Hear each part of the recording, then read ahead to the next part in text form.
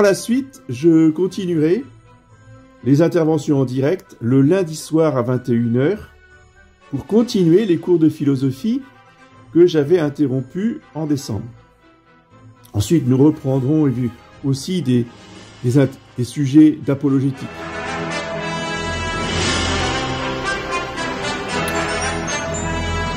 Voilà, bonsoir à tous. Excusez-moi pour le retard, mais c'est la première fois que j'utilise le direct. Et donc, je vois aussi que l'image est absolument déplorable. Enfin bon, on me voit quand même. Je suis désolé. C'est une première fois.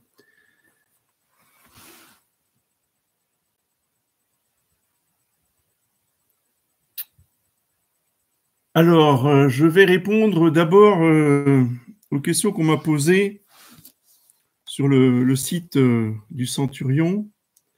Et ensuite, je répondrai aux questions qu'on m'a posées en commentaire sous ma vidéo de présentation. Alors, d'abord, on m'a posé la question de l'utilité de la communion spirituelle. Est-ce que l'on peut faire une communion spirituelle avec un acte de contrition quand on ne peut pas aller à la messe le dimanche, quand on est trop éloigné? Bien sûr. Évidemment, j'allais dire. Mais c'est très bien d'avoir posé la question et certainement que cela rendra service à beaucoup qui ne savent pas, qui n'ont pas eu de prêtre pour les guider. Oui.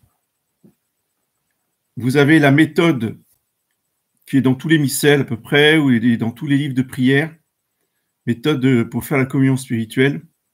Faites-le, et pas seulement le dimanche, vous pouvez le faire aussi dans la semaine. Tous les jours, vous pouvez faire les communions spirituelles. Autre question, on m'a demandé l'existence des limbes. Est-ce que les limbes sont de foi? Réponse, oui. Les limbes sont de foi, c'est un dogme. C'est un dogme de l'Église, donc ça ne se discute pas. Et, peu importe que l'on ne comprenne pas, ce sont des dogmes, on ne les comprend pas. Les dogmes, c'est des mystères. Peu importe que ça heurte notre sensibilité, on ne nous demande pas notre avis, il faut adhérer à l'enseignement de l'Église qui ne peut ni se tromper ni nous tromper. Et l'Église nous dit que si l'on n'a pas reçu la grâce du baptême, en tant que tout jeune enfant, eh bien on va dans les limbes. C'est-à-dire qu'on a un bonheur esquisse, c'est comme le bonheur du paradis terrestre, si vous voulez. Il n'y a pas simplement aucune souffrance, il y a surtout grande joie, oui, un grand bonheur, mais purement naturel. Il n'y a pas la vision béatifique, il n'y a pas la vision de Dieu. Mais les enfants qui sont victimes d'accidents, d'avortements, de tout ce qui peut arriver à un enfant et qui provoque la mort, oui, eh bien, l'entraîne dans les limbes. Et la loi de Dieu, une loi qui n'est pas, facultative, ne peut pas être changée, eh bien, cette loi nous dit que sans la grâce sanctifiante, on ne peut pas rentrer dans le ciel. Tous ceux qui sont au ciel, tous ceux qui voient Dieu, ont la grâce sanctifiante, donc sont baptisés ou au moins ont reçu la grâce sanctifiante. Maintenant, la question qui se posait aussi, c'était, pourquoi on me l'a posé avec, je ne sais pas. Peut-être que la personne faisait un lien entre les deux, peut-être qu'il pensait que les enfants morts sans baptême allaient dans l'espace. Je me posais la question de la vie extraterrestre. Est-ce qu'il y a d'autres vies sur d'autres planètes? Peut-être que sur d'autres planètes, il y aurait les enfants qui sont morts sans baptême. Il n'y a pas possibilité, oui, je veux préciser cela aussi, il n'y a aucune possibilité de baptiser les enfants après leur mort. Je sais que ça circule beaucoup dans toutes les chapelles Saint-Pie V, quelles que soient les fraternités ou autres. Mais non, on ne peut pas baptiser les enfants à distance après leur mort. C'est pas possible. Pour baptiser un enfant, il faut que l'eau coule sur le front, oui, physiquement. Quant à la vie extraterrestre, si vous voulez, les seuls êtres vivants extraterrestres, donc en dehors de l'ordre terrestre ou de l'ordre céleste ou de l'ordre cosmique, dans le sens, oui, du système solaire, si vous voulez, les seuls êtres vivants sont les anges, les bons et les mauvais. En dehors de ça, il n'y a aucune vie extraterrestre. Pourquoi? Parce que Jésus-Christ est mort pour nous les hommes. On le dit dans le credo, pour nous les hommes. Il est venu sur Terre. Parce que la Terre est le centre de l'univers, puisque sur la Terre, il y a les hommes, et que les hommes sont le chef-d'œuvre et le sommet de toute la création. Dieu a créé les hommes pour s'en faire des compagnons et des adorateurs pour toute l'éternité. On dit, mais il aurait pu créer deux hommes ou des êtres vivants. Non, non. Non, non. S'il est venu sur Terre, c'est parce que c'est là que ça se passe. Et c'est pas sur Mars ou Saturne ou autre chose. Il n'y a pas de vie. Vous voyez? Enfin, si, il y a des vies, mais des vies uniquement spirituelles. Il y a des vies angéliques, mais il n'y a pas de vie matérielle. L'homme est le chef-d'œuvre de toute la création. Tous les docteurs de l'Église, les pères de l'Église enseignent ça. Et si c'est le chef-d'œuvre et le roi de toute la création, si vous voulez, c'est qu'il n'y a pas d'autres êtres vivants destinés à aller au ciel en dehors des hommes qui sont sur la terre.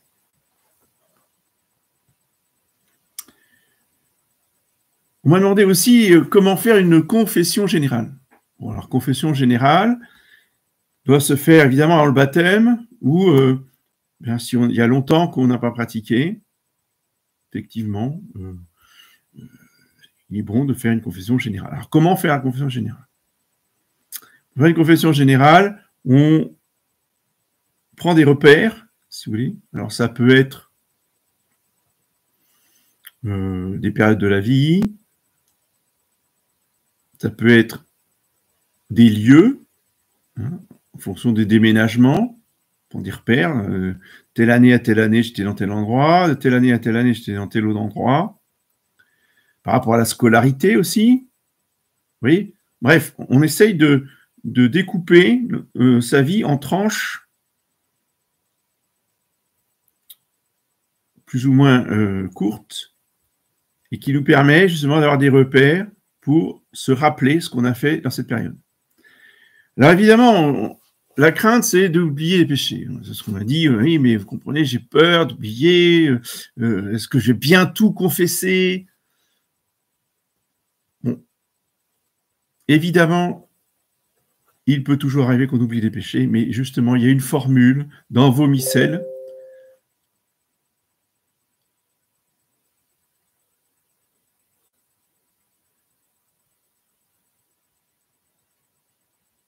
Ah, on me dit qu'il y a un problème. Est-ce que vous voyez bien? Est-ce que vous entendez bien?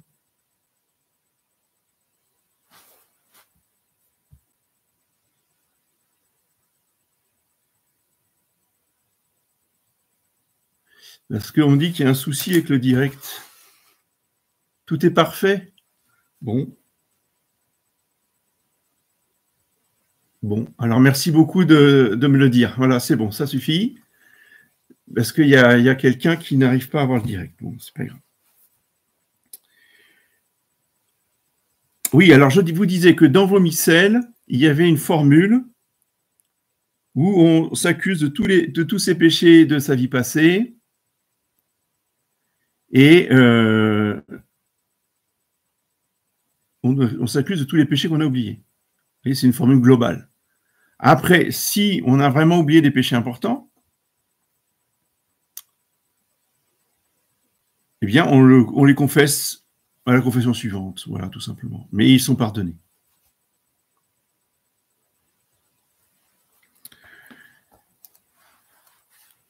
On m'a demandé encore, est-ce qu'on peut donner ses organes? Grave question. Et effectivement, la personne dans le commentaire souligne un fait important qui est assez récent. La loi a changé à ce niveau-là. Autrefois, il fallait faire une démarche pour être donneur d'organes. Il fallait se signaler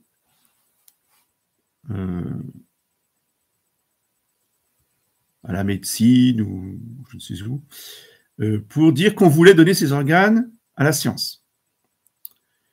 Désormais, c'est le contraire. Par défaut, c'est-à-dire si vous n'avez rien écrit, vous n'avez pas fait de démarche, vous êtes censé être donneur d'organes automatiquement. Oui. Il faut donc vous inscrire. Alors là, renseignez-vous, il y a un fichier central, je crois, qui est à Nice.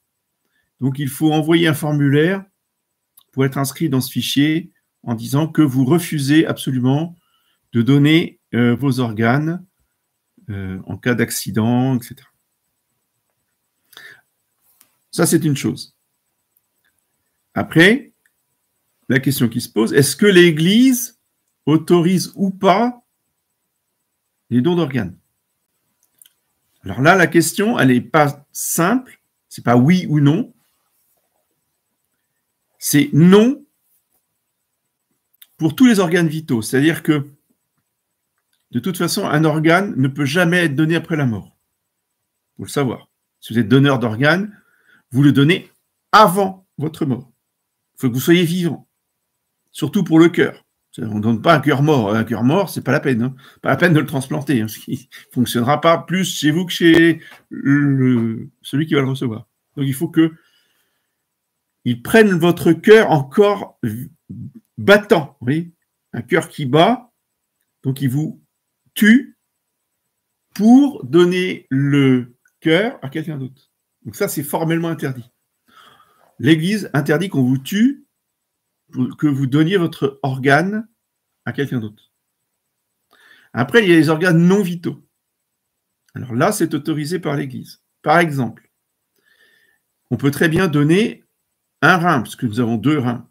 Si nous avons 2 reins en bonne santé, et que les analyses, parce qu'ils font les choses très sérieusement, ils analysent plein de paramètres pour votre santé, et si vous êtes en bonne santé, et que vous êtes compatible avec la personne qui doit recevoir votre rein, vous pouvez donner un rein, parce que à ce moment-là, vous ne vous tuez pas. Vous continuez à vivre, mais avec un rein.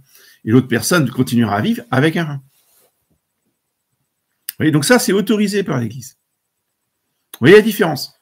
Donc, comprenez, soit on me tue pour me prendre un organe vital, et ça, c'est interdit par l'Église, soit on ne me tue pas, je continue à vivre normalement, mais je me prive d'un organe quand j'en ai 2. Ça, c'est autorisé par l'Église.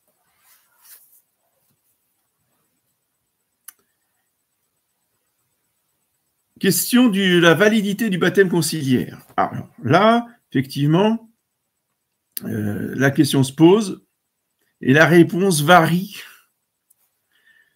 suivant le prêtre ou l'évêque à qui vous allez vous adresser. C'est le problème. C'est que depuis Vatican II, on n'a plus de pape. Donc, on n'a pas d'autorité suprême et infaillible pour régler le problème de façon définitive. Donc, chacun y va de son raisonnement prudentiel. Alors, c'est à vous, là encore, de faire jouer votre don de conseil. Je suis désolé, hein, je n'ai pas d'autre solution à vous proposer. Ça va revenir plusieurs fois dans cette séance de questions-réponses. C'est fondamental dans la crise de l'Église actuelle. Qu'est-ce qui peut vous guider dans votre action? Alors qu'on n'avons plus de papes, nous n'avons plus de pasteurs infaillibles. Nous avons des évêques, mais ils ne sont pas pasteurs infaillibles. Le don du Saint-Esprit, le don de conseil. Le don de science.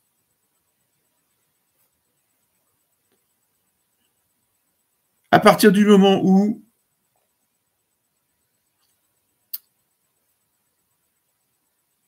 le laïc qui se croit prêtre fait couler l'eau sur le front en disant les paroles « André, je te baptise au nom du Père et du Fils et du Saint-Esprit »,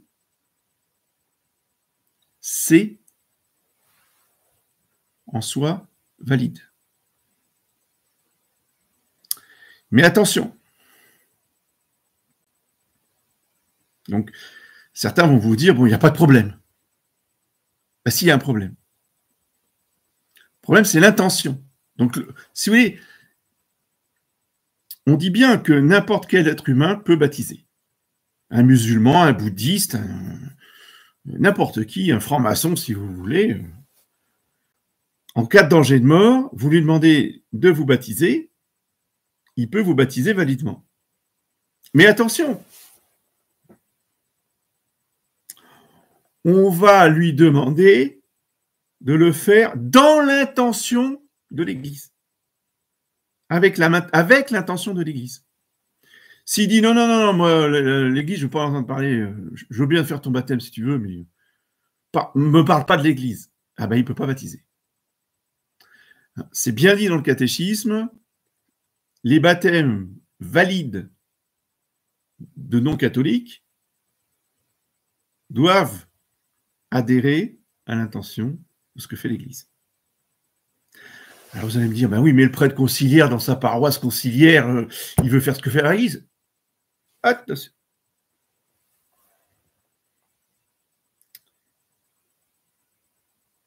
Lui, le prêtre conciliaire, il ne se contente pas de verser l'eau sur le front, comme le ferait un musulman. Oui, parce qu'un musulman, je prends un musulman, un bouddhiste ou un hindou, n'importe quoi, lui, on lui demande juste de verser de l'eau et dire les paroles.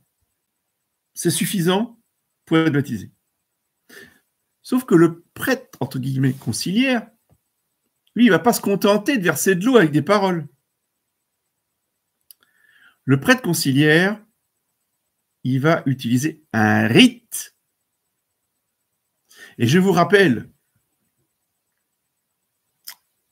l'argument principal pour la validité des sacrements, rappelé par Léon XIII dans son encyclique sur l'invalidité des ordinations anglicanes, Apostolice Curae, très important, que la fraternité Saint-Pédis n'a jamais compris ni enseigné. L'intention du ministre, c'est pas son intention personnelle, c'est pas ce qu'il a dans la tête. On s'en fiche de ce qu'il a dans la tête. L'Église ne peut pas juger de ce qu'il a dans la tête. C'est une loi fondamentale du droit canon, du fort interne, c'est de ce qu'il y a dans la tête des gens, dans la tête des prêtres, dans la tête des évêques. L'Église ne juge pas. Dieu seul peut juger ce qu'il y a dans le cœur et les cerveaux des ministres des sacrements. Comment fait l'Église pour pouvoir juger de l'intention du ministre dans un sacrement? Eh bien, elle regarde le rite qu'il utilise. Si le ministre utilise un rite catholique, le rite de l'Église catholique, donc il veut faire ce que l'Église veut faire. Donc c'est valide. Donc, un prêtre qui n'est pas prêtre, qui est simple laïc, ordination invalide, qui utilise le rite Saint Pie V du baptême, le rite catholique donc, baptise validement. Un vrai prêtre ordonné avant les changements, un très vieux prêtre aujourd'hui, vraiment 90 ans voire plus, admettons, vrai prêtre, qui utilise le rite nouveau de Paul VI, baptise pas validement. Pourquoi? Parce que l'intention du rite n'est pas d'effacer le péché originel. le rite conciliaire, il y a une déclaration même dans les papiers officiels de déclaration d'intention signée par les parents quand ils demandent le baptême pour leur enfant. J'ai les formulaires chez moi. Je pourrais vous les communiquer si ça vous intéresse. Les parents déclarent qu'ils veulent que leur enfant soit accueilli dans la communauté chrétienne. Le baptême conciliaire, c'est un accueil de l'enfant ou de l'adulte, si c'est un adulte. Nous t'accueillons dans la communauté chrétienne. Donc ça, c'est pas catholique. Ça, c'est pas l'intention de l'Église. Et nous avons en plus l'enseignement des encycliques de ces faux papes, en particulier Jean-Paul II, mais aussi Vatican II, des Verbum. Non, pas des Verbum, ça c'est pour l'écriture sainte.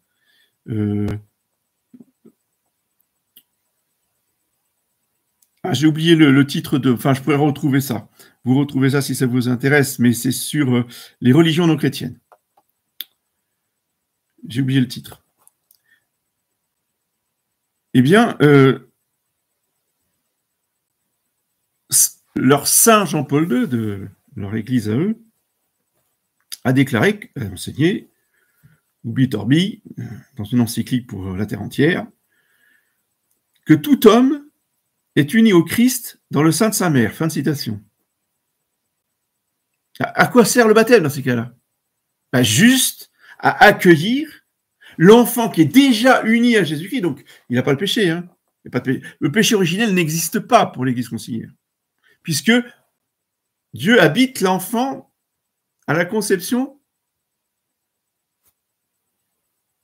Mais attendez, tous les hommes sur terre sont conçus dans le sein de leur mère. Donc, tous les hommes sur terre, vous voyez, ça va très très loin, l'hérésie de Vatican II. Tous les hommes sur terre sont unis à Christ depuis le premier instant de leur conception. D'où les réunions d'Assises où on prie tous le même Dieu, parce qu'on est tous unis à Dieu depuis la conception.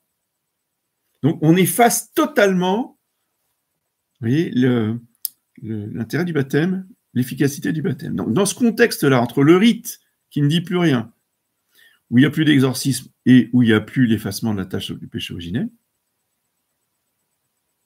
l'enseignement officiel des faux papes de leur fausse église, quand on utilise ce rite-là, c'est pas valide.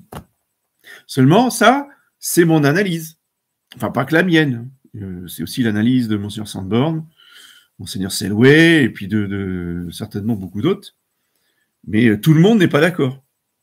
Et ce sont des réflexions logiques, cohérentes, en ce qui me concerne, mais je ne peux pas vous l'imposer, je ne peux pas vous obliger à croire ce que je vous ai dit. Je vous propose ma réflexion, après, à vous, bien, de vous faire votre propre idée avec l'aide du Saint-Esprit et de ses dons. Autre question très importante qu'on m'a posée, et fondamentale même. Toujours, alors, la plupart de ces questions-là qui se me sont posées, apparemment, après, moi, je ne connais pas les personnes, hein, surtout les pseudos, mais je pense que c'est des gens qui sont jeunes convertis ou en voie de conversion. Donc, c'est vraiment les questions de base hein, qu'on se pose là. Et on me demande, est-ce qu'on peut lire la Bible? Et ça, on me l'a posé même en dehors de mes commentaires de YouTube. Là. Régulièrement, on pose la question. Hein. J'ai des personnes qui viennent me voir.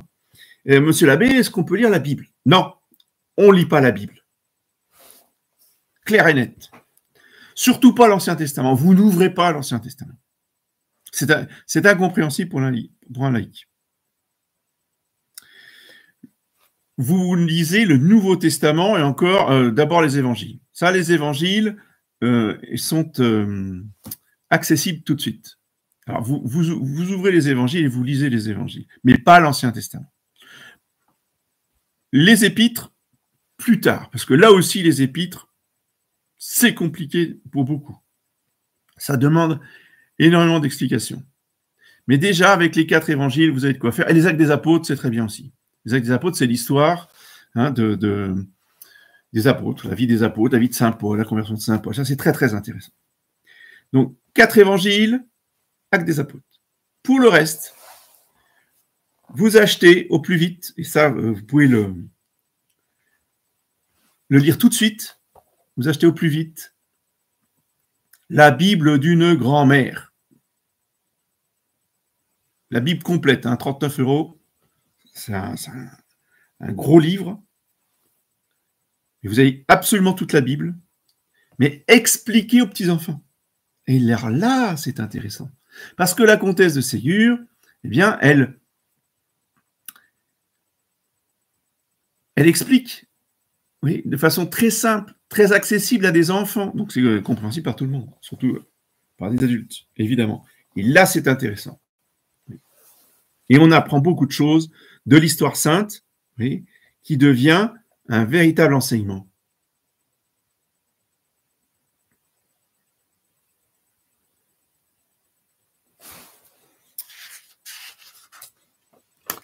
Vous la trouvez dans toutes les librairies catholiques, livres en famille, librairies françaises, ou des choses comme ça. Bible d'une grand-mère de la comtesse de Ségur.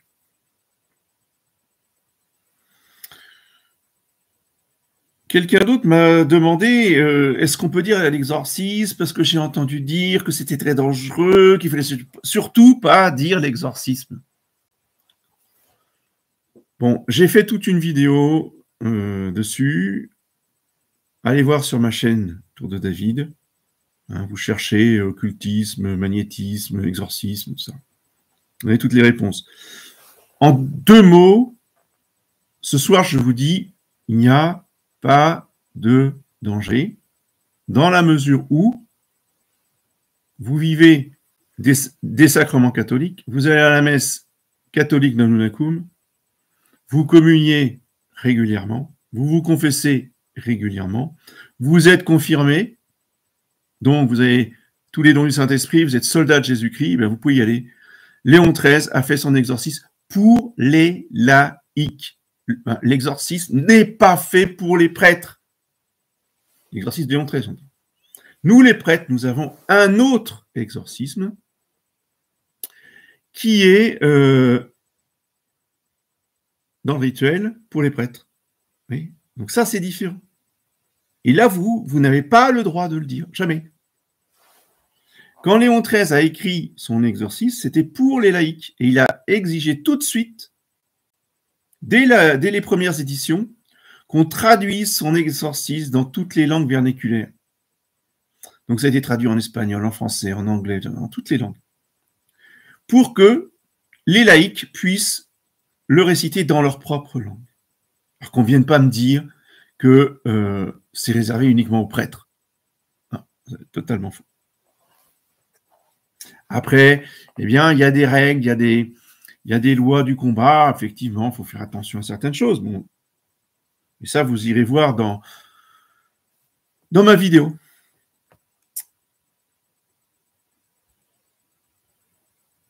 Alors, quelqu'un me pose la question, tout à fait légitime, hein, très bonne question.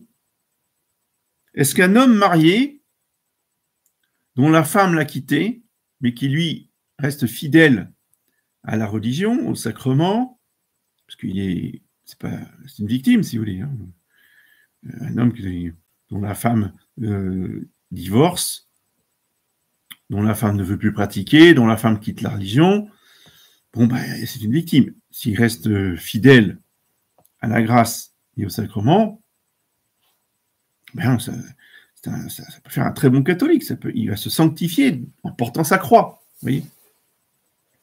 Mais cette personne me demande, est-ce qu'il peut rentrer au séminaire? Alors ça, c'est une autre paire de manches. Vous voyez ce que je veux dire? Non. Pour un homme marié, tant que sa femme est vivante, de toute façon, il ne peut pas rentrer. Pour que un homme marié puisse rentrer au séminaire, il y a des conditions très spéciales. Il faut que les deux soient de bons catholiques. Donc une femme qui divorce, c'est pas, c'est mort, comme disent les jeunes. On n'en parle plus, on ferme le dossier. Il faut que la femme soit elle aussi très catholique, vertueuse, pieuse, pratiquante donc, et qu'elle donne son accord explicite pour que son mari puisse rentrer soit en religion, dans un monastère, dans une congrégation religieuse, soit rentre au séminaire. Et en général, l'Église encourage la dame en question à faire de même et à rentrer dans un couvent. Mais pour ça, il faut une autorisation spéciale du pape. S'il n'y a pas l'autorisation du pape, on ne peut pas faire. Vous voulez que je continue? Non, ce n'est pas la peine. Vous avez compris que dans la situation actuelle, on ne va pas plus loin. Il n'y a pas de pape, on ne peut rien faire. Donc, on oublie.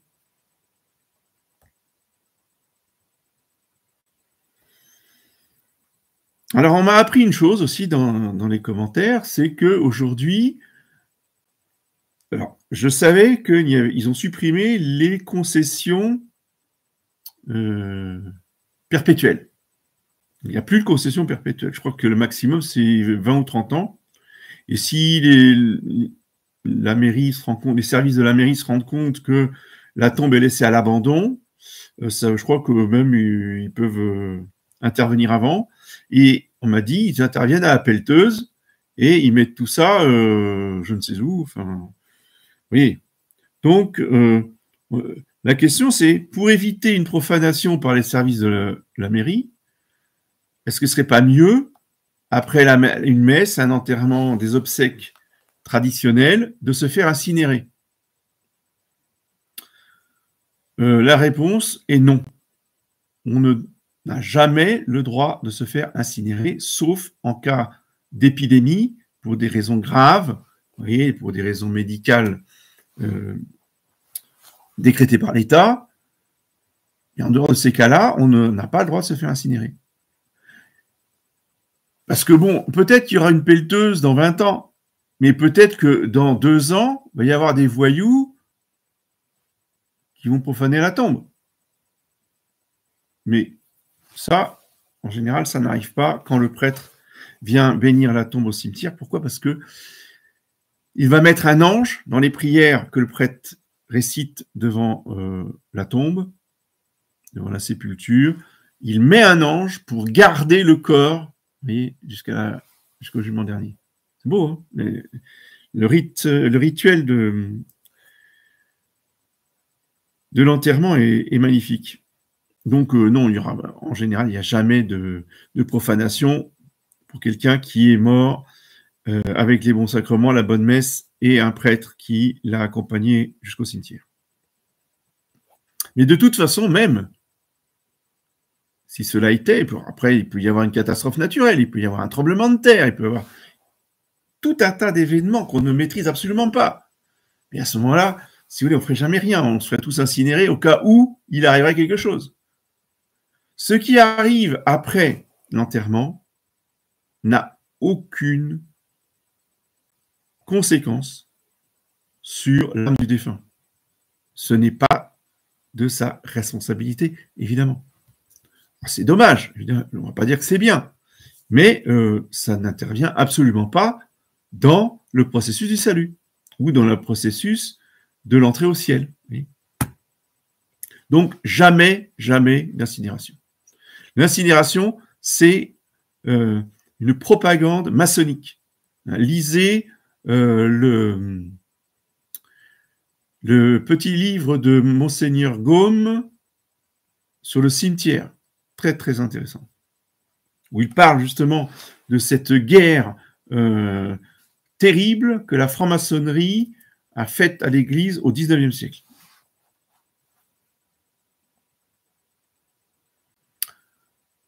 On me demande de parler de la Semaine Sainte de Pie XII.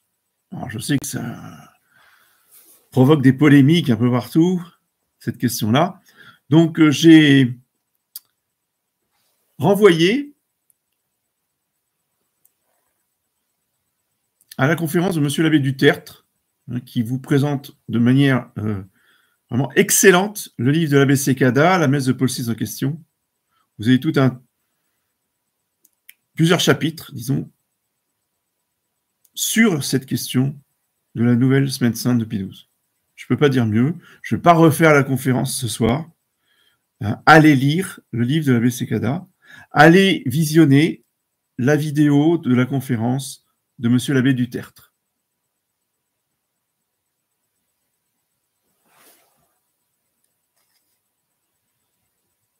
Il y a les questions aussi des apparitions mariales contemporaines. Donc, alors j'ai oublié le nom de l'apparition en question. On me demande qu'est-ce que vous en pensez, est-ce que c'est vrai, non. Alors, une règle absolue.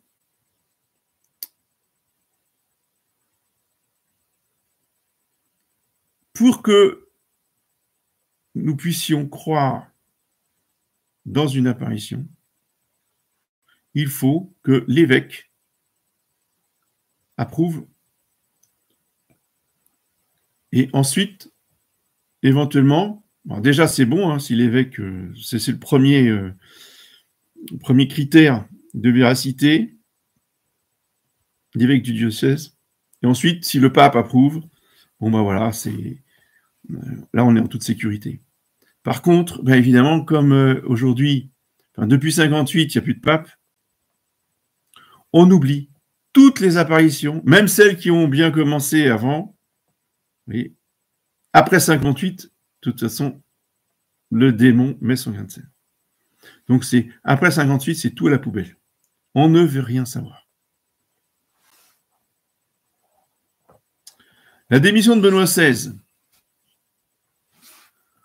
Benoît XVI, bon, Ratzinger, pas plus pape que les autres, tout aussi hérétique que les autres. Et on me demande qu'est-ce que vous pensez de la transition de Benoît XVI à François. Le fait qu'il ait démissionné avant de mourir, qu'il y a eu un pape en exercice et puis un pape un pape démissionnaire, quoi.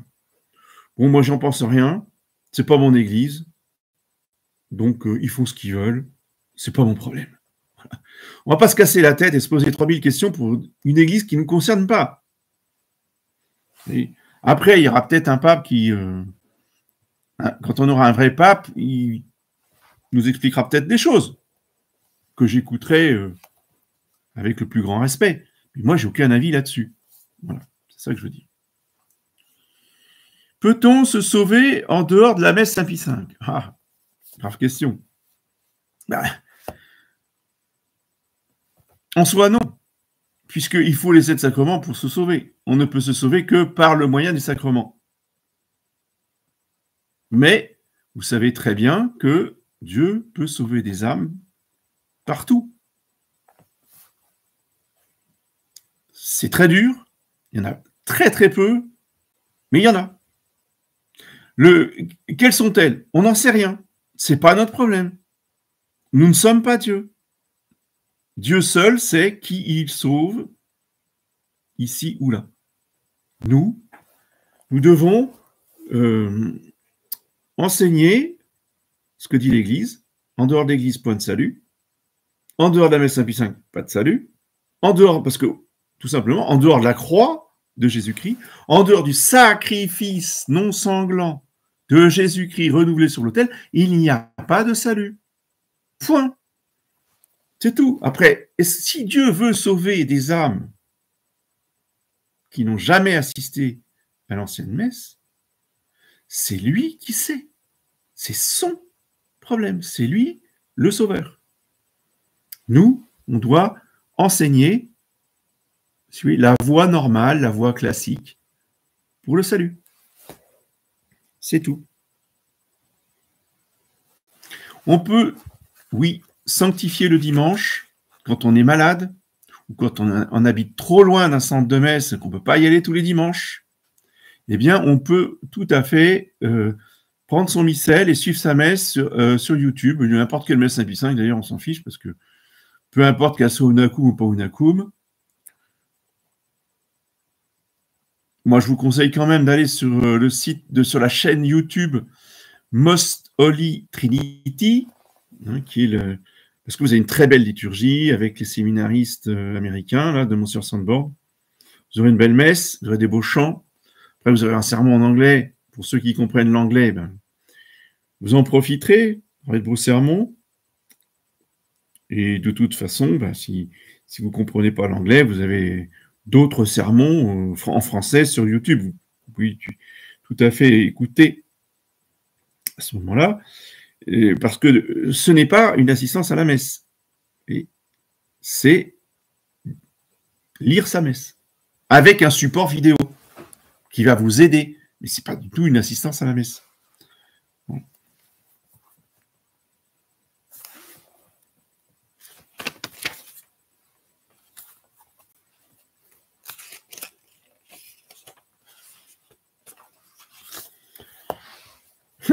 Alors qu'il y a quelqu'un qui me demande une prophétie pour l'Épiphanie, parce que nous sommes évidemment le 6 janvier, et il voudrait une prophétie de ma part. Alors, il n'y a pas de prophétie. De ma part, j'entends. La prophétie, elle a été faite donc à la vénérable Elisabeth Kanimura. J'en parle dans ma vidéo sur la bulle de Paul IV. Oui, donc, allez vous référer à ma conférence sur la bulle de Paul IV.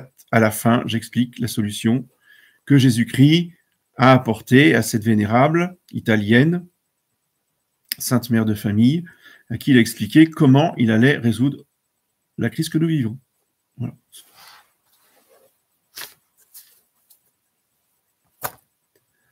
Alors, maintenant, je vais faire, comme j'avais dit, les commentaires sous la vidéo qui m'ont été postés. Et je terminerai par le chat, là, parce que je vois qu'il y a pas mal de gens qui ont écrit des choses. Hein. Donc, je verrai ça après.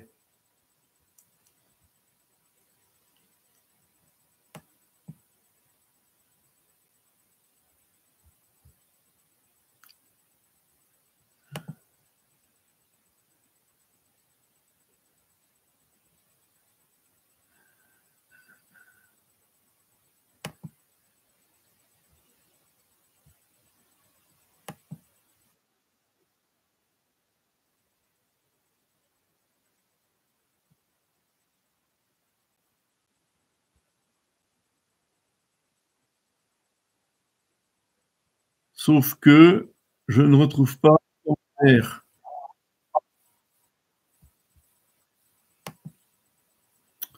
Bon, bah écoutez, hein, je suis désolé.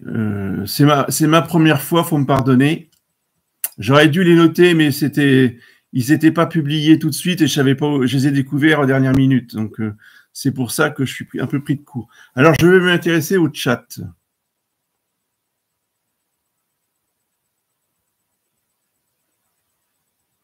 Donc, la validité du baptême conciliaire, on a dit, c'est non si le rite conciliaire est utilisé. Pour moi, il faut recommencer, sous condition, quand même. Hein.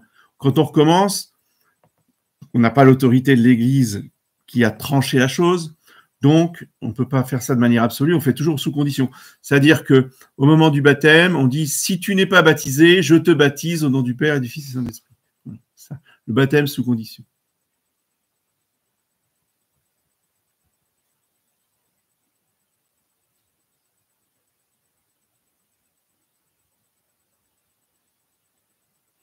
Alors, l'assistance à la messe Unacum de la Fratelli Sapelli sans communier, est-ce un sacrilège? Non, le sacrilège, c'est de communier. La messe en elle-même est un sacrilège. Donc, on n'y assiste pas le dimanche. Mais on peut y assister pour une raison ou pour une autre. Ou s'il y a des enfants. Mais c'est compliqué. Mais on ne communie pas. Ouais.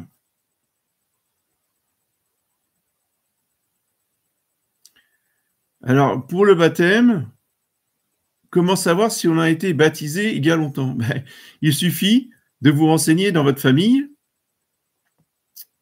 Forcément, il y a des témoins qui doivent savoir dans quelle paroisse vous avez été baptisé.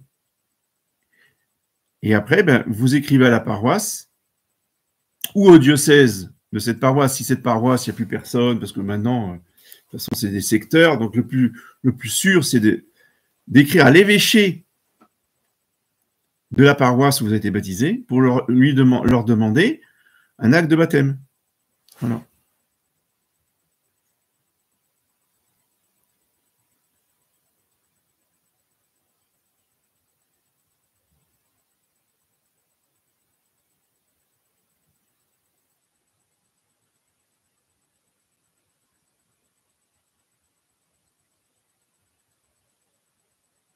Voilà, vous demandez à l'église où vous avez fait votre catéchisme et votre communion. Normalement, dans cette paroisse-là, ils doivent savoir et ils vont vous dire.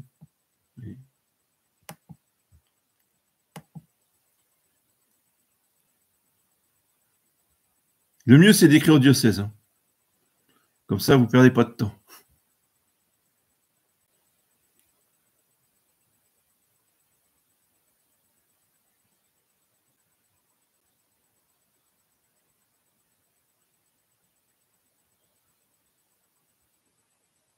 Oui, ben, on est tous vagus. Oui, je ne suis pas rattaché à un évêque, c'est vrai. Mais de toute façon, personne n'est rattaché à un évêque. C'est pas parce que on ait des relations avec un évêque qu'on est rattaché à un évêque.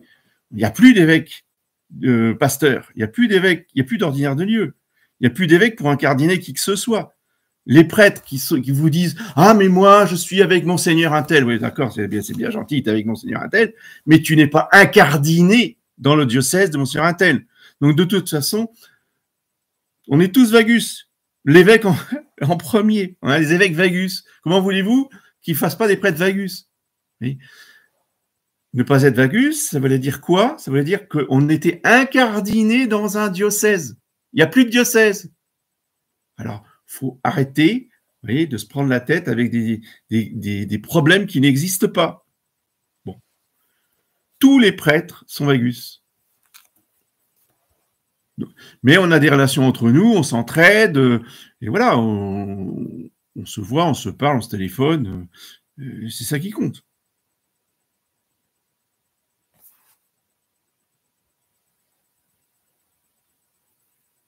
Alors, l'église éclipsée,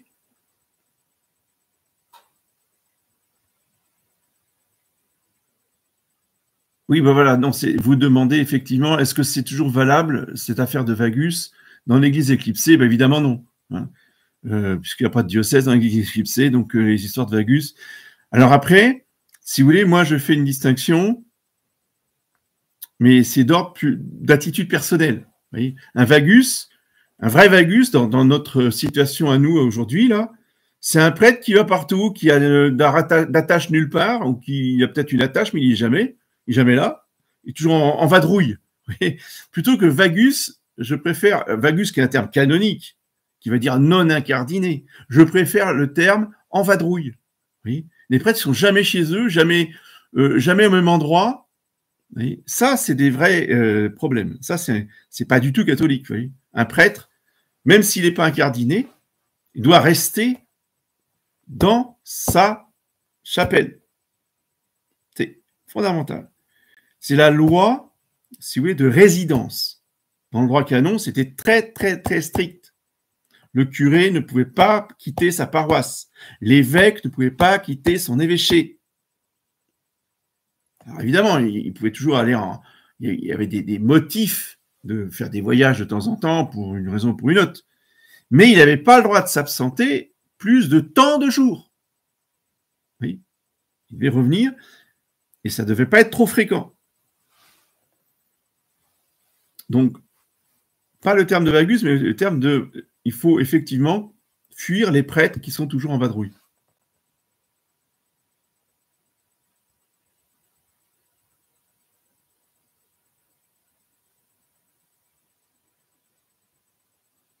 Voilà, baptisé sous condition, tout à fait, si on a été baptisé dans le concile.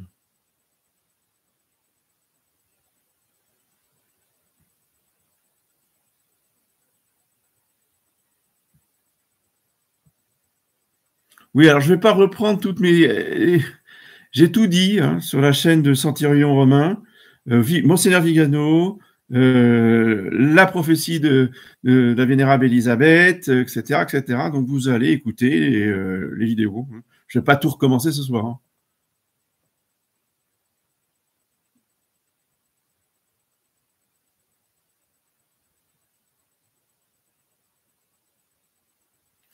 Le baptême protestant est-il valide? Oui, ça dépend. Ça dépend des sectes. Vous avez tellement de sectes protestantes. Alors, dans certaines sectes protestantes, ça peut être valide. Dans d'autres sectes, c'est pas valide. Et la plupart, en général, vu les hérésies qui ont cours dans ces sectes, la plupart ne sont pas valides. Donc, on recommence aux conditions.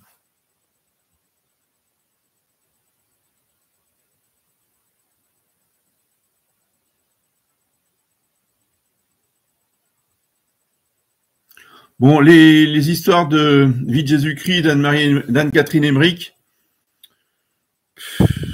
oui, alors évidemment, Brentano, c'est un agnostique qui a mis, je dirais, sa touche personnelle, hein, parce que la vénérable, elle est très, très édifiante, très, très pieuse, il n'y a rien à dire, mais bon, à cause de ces... Moi, je dis, c'est mieux que Valtorta, mais c'est pas beaucoup mieux. Enfin, je veux dire,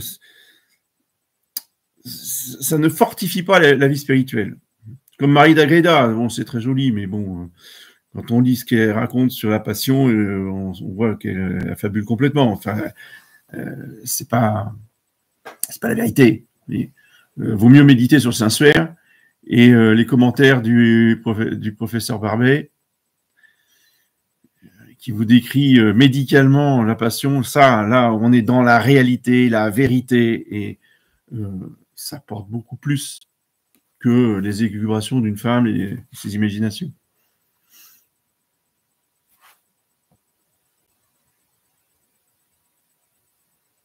Ah oui, on n'a pas d'autorité puisqu'on n'a pas de juridiction, parce qu'il n'y a pas de pape. Oui, effectivement, c'est tout à fait exact. Mais ça ne veut pas dire qu'on n'a pas d'autorité du tout. On a une autorité naturelle, de chef naturel. Le prêtre, l'évêque, c'est lui le chef de la communauté qu'il dirige. Vous voyez, et on lui doit obéissance. Alors, non pas à cause d'une juridiction papale, évidemment. D'accord. Et c'est pas pour ça qu'il n'y a pas d'autorité du tout. Pas venir nous dire qu'on a des autorités, des boueurs. Enfin, excusez-moi, mais c'est n'importe quoi. Hein, avec tout le respect que je lui dois, je lui respecte plus que lui-même.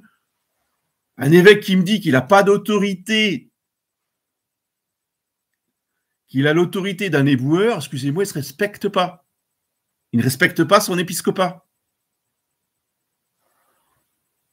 Nous sommes prêtres de Jésus-Christ, donc ministres de Jésus-Christ, et en cela, on doit être respecté et obéi, même si on n'a pas d'autorité. Oui. De même qu'un père de famille, je suis désolé, il a une autorité qui vient de Dieu. Le prêtre a une autorité qui vient de Dieu, elle ne vient pas de l'Église, elle ne vient plus de l'Église, d'accord, mais elle vient de Dieu, comme le père de famille. Je ne sais pas où ils vont chercher leurs histoires, eux, avec les autorités des boueurs. Hein. Enfin, excusez-moi, mais là, on est dans le n'importe quoi.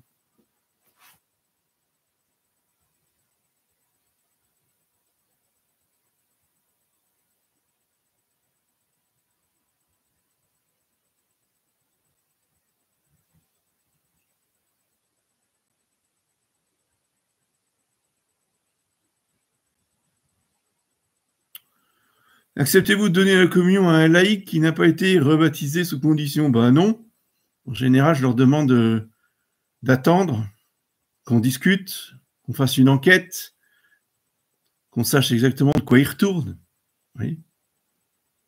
Mais après, si la personne qui arrive ne me prévient pas et se présente à la Sainte Communion ou à la Sainte Table, ben, je ne peux pas lui refuser. On ne va pas créer un scandale et tout, alors que je ne sais rien. Donc, a priori, bon, je donne, mais après, on discute. Et éventuellement, on dit, bon, bah, maintenant, vous allez attendre. Oui, c'est juste une question de, voilà, de délicatesse.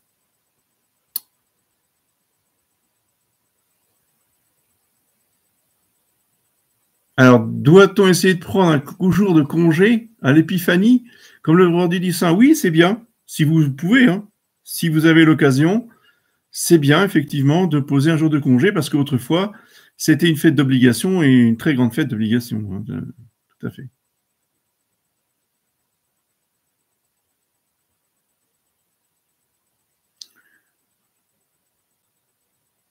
Bon, si vous n'avez pas d'autres questions, ça va faire 1 heure qu'on parle, là. Je suis désolé d'avoir pas pu récupérer les... Je vais encore essayer, je vais voir si je peux récupérer les commentaires.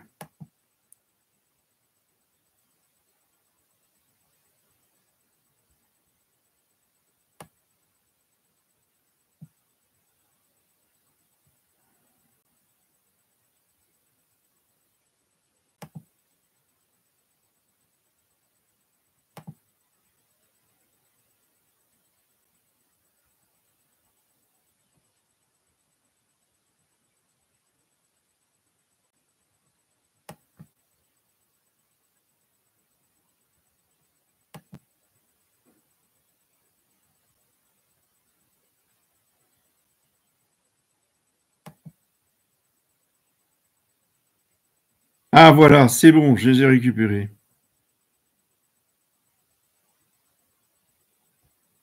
Alors, on me dit, pourquoi n'organisez-vous pas une initiative collective? Je suis conscient que vous êtes peu nombreux, mais il me semble qu'il existe tout de même un petit noyau d'abbés partageant la même ligne. Oui, ça c'est bien, c'est gentil, c'est naïf, mais la réalité, c'est pas ça. Ne serait-il pas possible de mettre en place une sorte de concile? Mais non, alors il faut que je vous explique. Ouais, je sais, on m'a déjà posé la question là, mais ça serait tellement bien si on était tous ensemble, si on se réunissait tous ensemble.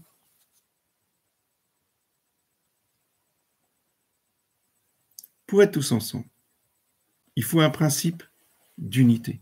Il faut une autorité qui s'impose à ceux qu'on veut réunir, qui soit reconnue comme étant principe d'unité. Alors, je vais vous raconter ce que j'ai fait au tout début, quand j'ai quitté la famille Saint-Pédis. J'étais naïf comme vous. Et je croyais que, on pourrait tous se réunir au moins une fois par an pour, déjà prendre un bon repas ensemble, et puis après travailler, discuter, échanger, faire des exposés autour des anciens. À l'époque, on avait des anciens, vous voyez, qui avaient été ordonnés bien avant le concile. Et il y en a un que j'appréciais énormément, c'était l'abbé Schonbrut, mais il n'était pas tout seul. Hein. Il y avait l'abbé Schonbrut, il y avait l'abbé Ziegel, il y avait le père Affali, il y avait l'abbé Marchizet, il y avait un certain nombre de prêtres comme ça.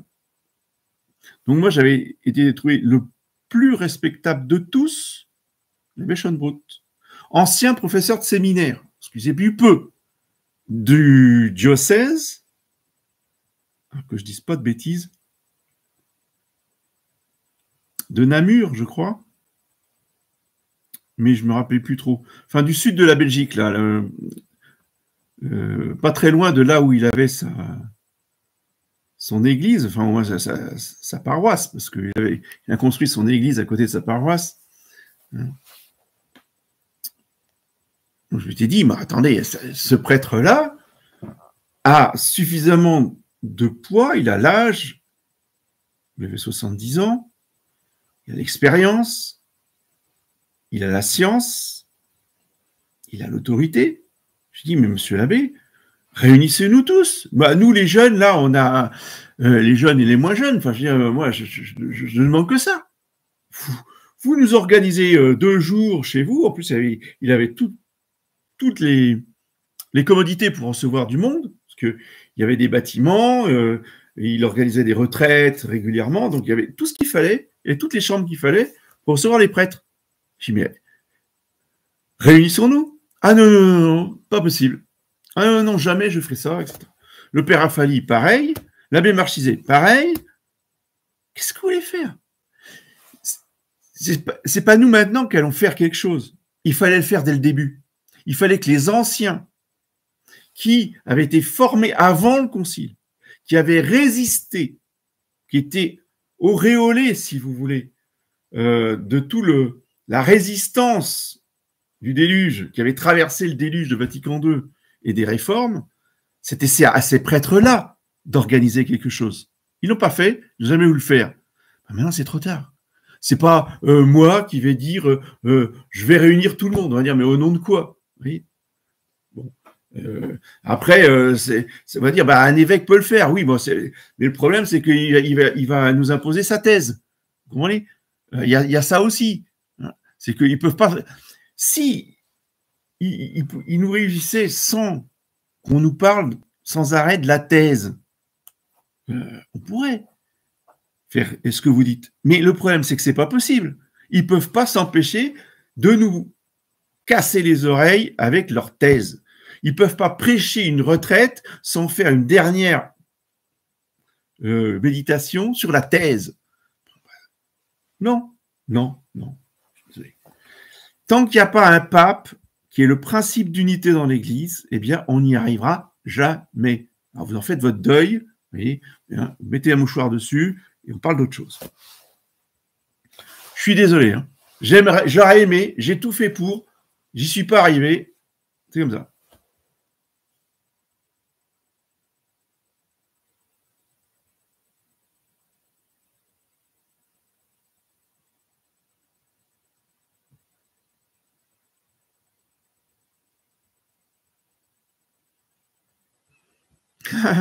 Alors, on me demande à quel moment un pape commence à être assisté du Saint-Esprit lorsqu'il accepte sa charge. À partir du moment où il accepte sa charge. À partir du moment où il a dit oui, il est pape. D'accord? Une histoire d'obstacles intérieurs, tout ça, les histoires de Monseigneur Guérin-Desrosiers, c'est n'importe quoi. Enfin, qui va juger d'obstacles intérieurs? Personne. Comment juge-t-on encore une fois de l'intention de l'élu du conclave? Dans le fait qu'il a été élu selon les lois de l'Église catholique de 1917 et pas selon les lois de l'Église conciliaire, qui est une secte de 1983. C'est tout. Il dit oui, il reçoit le Saint-Esprit. Il dit non, il n'est pas pape et il ne reçoit pas le Saint-Esprit. C'est pas plus compliqué que ça.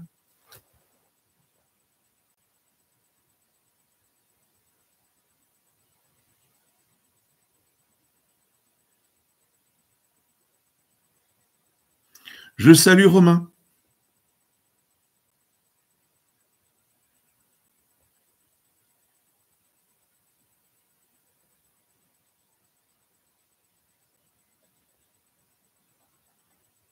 Donc la dernière question, il n'y a pas d'autorité pour distribuer les prêtres en France.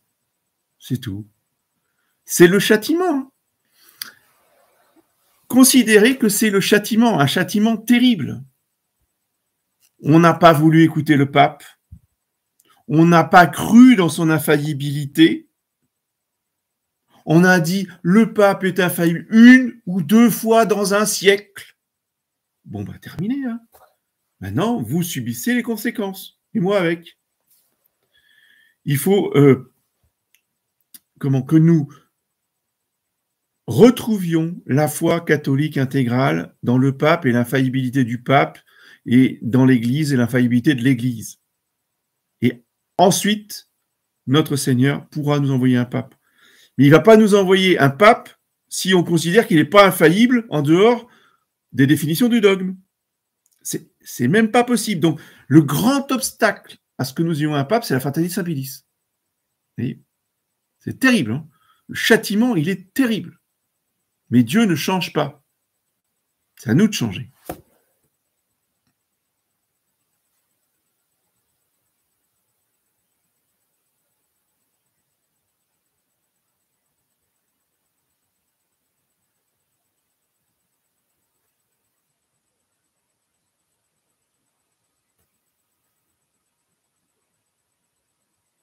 Alors, quel conseil donneriez-vous à quelqu'un qui a une conscience scrupuleuse et qui a seulement accès à la fin du service et qui ne connaît pas les prêtres personnellement? Eh bien, surtout si vous êtes scrupuleux, vous n'allez pas à la fin du service.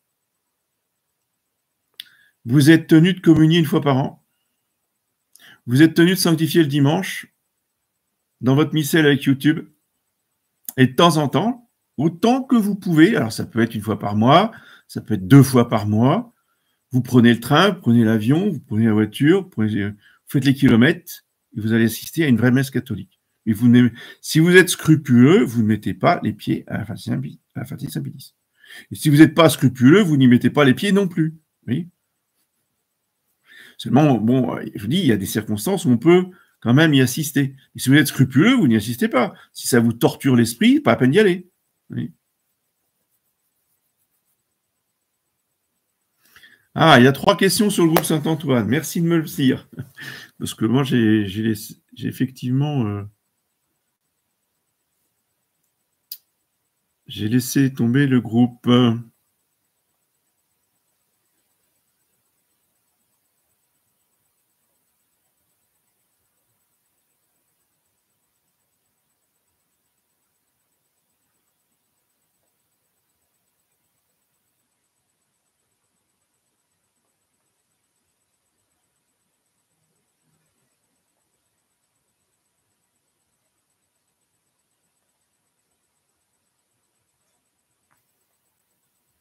Ah oui, d'accord. Oui, effectivement, on me dit que oui, j'ai fait une erreur. J'ai cliqué sur la mauvaise case non répertoriée. Bon, je ne ferai pas ça la prochaine fois. Pardonnez-moi. Je suis nouveau, c'est la première fois. Bon, alors vous me dites, non, il n'y a pas de questions hein, sur le groupe Saint-Antoine. Enfin, moi, je ne les ai pas en tout cas. Hein.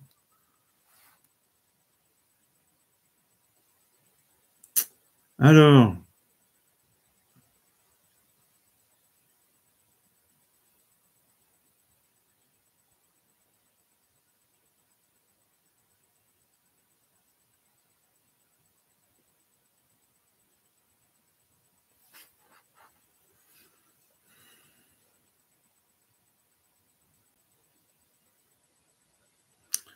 Alors, les miracles eucharistiques, oui. Bon, les miracles eucharistiques, c'est comme pour les apparitions mariales, tout ce qu'il y a de après 58, on n'en tient pas compte. Hein?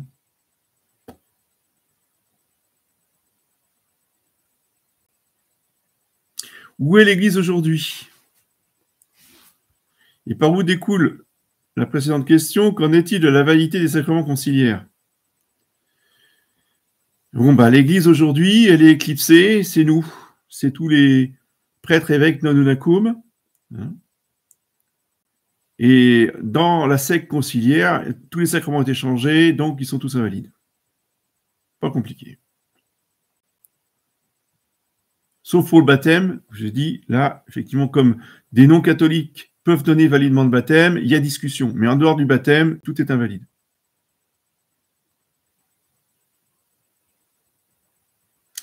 Et il y a la fameuse question donc sur la bulle de Paul IV.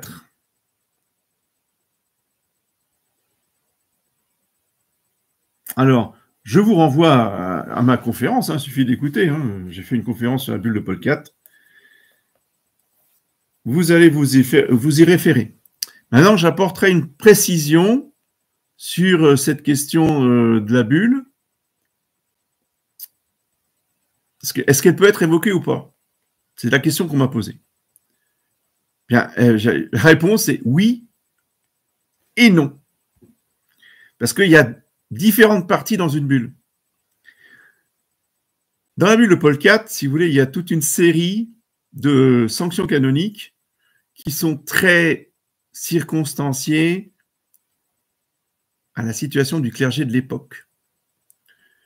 Donc évidemment, toutes ces sanctions très précises qui correspondent évidemment à l'organisation de l'Église de cette époque-là, tout ça est réformable par un autre pape. Et ça a été réformé, effectivement, mais pas toutes.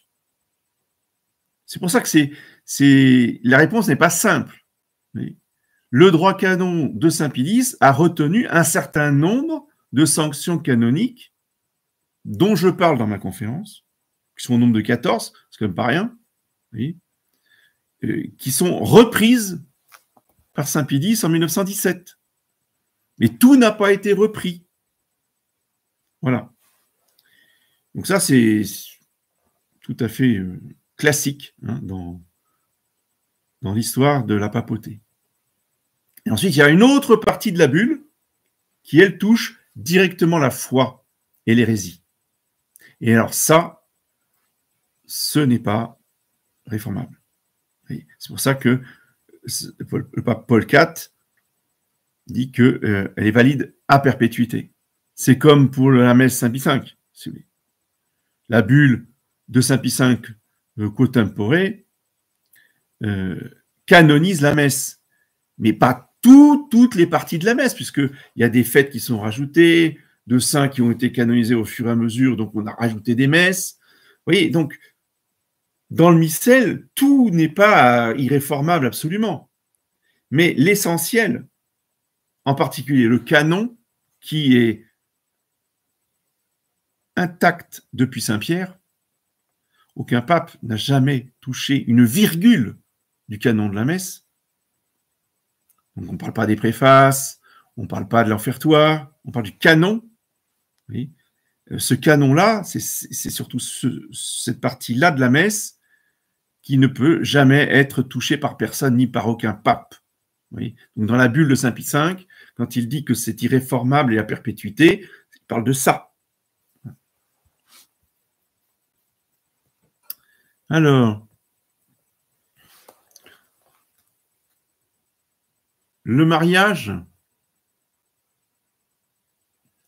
le mariage, c'est pareil, ça dépend du contexte du rite et de la doctrine qui entoure. Si les personnes considèrent que, eh bien, elles peuvent prendre la contraception, qu'elles peuvent divorcer, etc. Quand le curé qui reçoit les fiancés disent bon, écoutez, est-ce que vous avez déjà vécu quelques mois, quelques années ensemble avant de vous engager? Non, écoutez, d'abord, commencez par vivre ensemble et vous verrez si votre amour est sérieux, si c'est profond, si c'est durable. Alors vous revenez me voir et on vous mariera. Voyez? Ça, c'est le discours des curés conciliaires. Ça, c'est pas valide, c'est évident.